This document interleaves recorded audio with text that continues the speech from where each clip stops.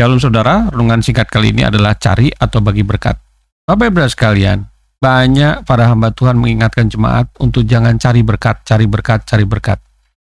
Tapi ini merupakan satu perenungan bagi saya dan saya bertanya kepada Allah Bapa, bagaimana seharusnya kita bersikap mengenai berkat ini. Apa konsepnya Bapa di sorga? Dan Roh Kudus menjawab melalui firman Tuhan. Kita harus melihat Bapak Ibu sekalian bahwasanya Allah itu telah memberkati kita, memberkati Allah memberikan hal-hal baik kepada kita. Ketika dunia diciptakan, dikatakan dalam Kejadian 2 ayat 1, demikianlah diselesaikan langit dan bumi dan segala isinya.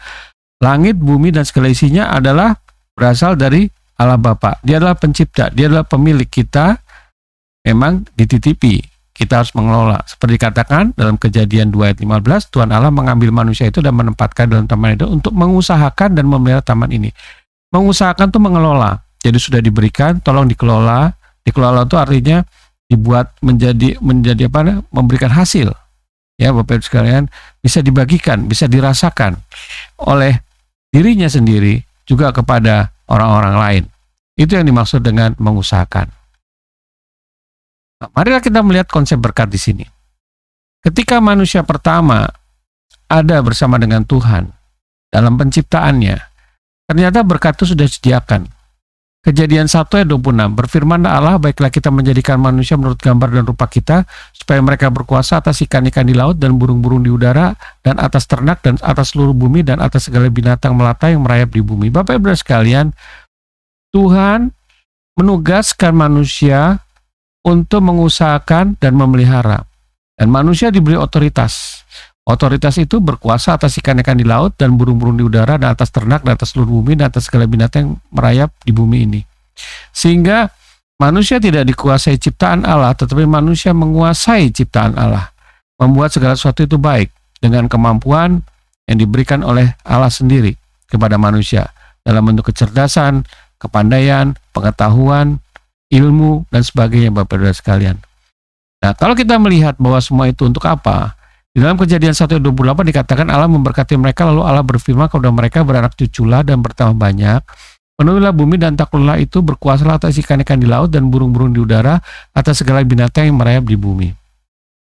Artinya Bapak Ibu sekalian, manusia ini akan berkembang, tambah, dan itu yang menjadi kehendak Allah. Kalau menjadi kehendak Allah berkembang, tentunya harus ditopang dalam kehidupannya. Dan ditopang kehidupannya ini adalah manusia diberi otoritas untuk mengelola atau mengusahakan agar semua manusia yang ada di dunia ini dipelihara, mendapatkan makan, minum, kehidupan yang layak Bapak Ibu sekalian. Oleh sebab itu, sebenarnya berkat sudah disediakan. Karena kita lihat tadi di awal, cari atau beri berkat. Berkat sudah ada Bapak Ibu sekalian. Dan kita sebagai anak-anak Allah, warga kerajaan surga pasti diberkati Bapak Ibu sekalian. Dan yang kedua, kita membagi berkat. Setelah kita memahami berkat itu, atau yang pemberian dari Allah itu, dari mana asalnya dan posisi kita di mana dalam berkat itu, yang kedua, kita harus melihat bahwa berkat itu harus dibagikan. Dalam Yeremia 29:7, usahakanlah kesejahteraan kota kemana kamu aku buang, dan berdoa untuk kota itu kepada Tuhan, sebab kesejahteraannya adalah kesejahteraanmu. Artinya, di sini bahwasanya kita masing-masing ditempatkan Allah sesuai dengan kehendaknya untuk membawa kebaikan di mana kita berada. Di sini dikatakan berdoa untuk kota itu artinya tetap terkoneksi dengan Tuhan. Apa yang Tuhan mau? Kita berada di suatu tempat, kita harus perlu bertanya, untuk apa saya di sini? Dan bagaimana tuntunan Tuhan untuk saya di sini? Dan dilihat di sini adalah kita harus membawa kesejahteraan.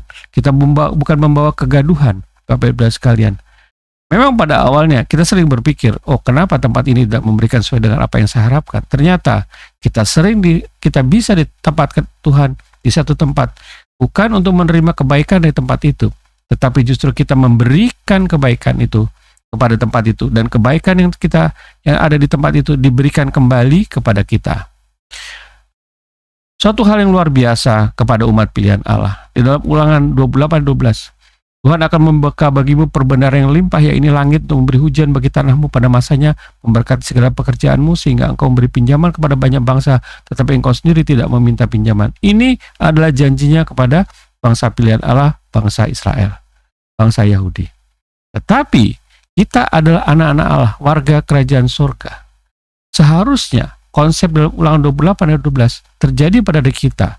Kita bukan meminjam, tapi kita banyak memberikan.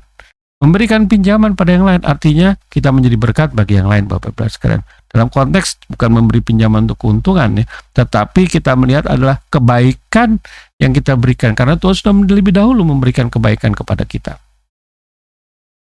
Dan yang ketiga, Bapak Ibu sekalian, sikap hidup.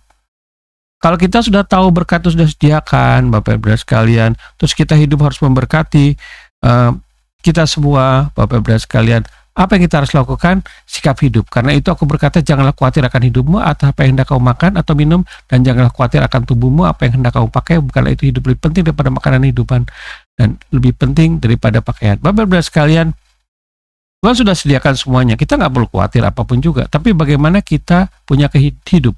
Hidup adalah kehidupan di surga dan juga di bumi. Dan kita sudah tahu bahwasanya kita anak-anak Allah adalah anak-anak yang sudah ditebus oleh Tuhan Yesus. Itu lebih penting.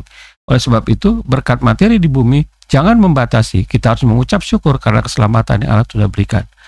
Dan Tuhan mengingatkan, bedakan kita dari dunia adalah semua dicari bangsa-bangsa yang tidak mengenal Tuhan. Allah akan tetapi Bapamu yang di sorga tahu bahwa kamu memerlukan semuanya itu. Bapak Ibu sekalian, sebagai penutup dikatakan 1 Korintus 7 ayat 7, bahwasanya selain berkat materi, kita lebih dahulu diberikan berkat rohani ketika kita berada dalam Yesus sebagai anak-anak Allah. Bahwasanya masing-masing telah diberikan karunia. Karunia ini bisa mempengaruhi kehidupan kita. Kenapa? Karena karunia ini bisa melihat bakat apa yang ada dalam diri kita. Karunia itu mengembangkan jemaat, tetapi dalam pekerjaan karunia itu juga mempunyai peran yang besar.